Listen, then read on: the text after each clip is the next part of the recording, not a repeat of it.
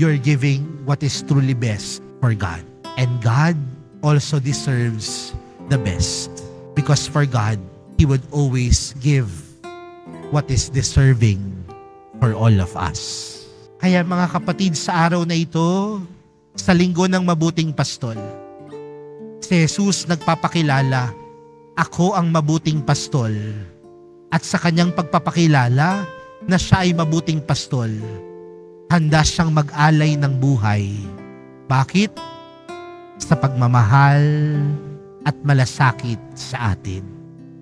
At sa mapagmamahal at malasakit na ito, panawagan sa atin, huwag makinig sa hindi mabuting pastol, kundi makinig kay Jesus bilang mabuting pastol na magdadala sa atin sa tamang landas, magdadala sa atin sa buhay na walang hanggan. Narito po ang mahal na pong Jesus Nazareno.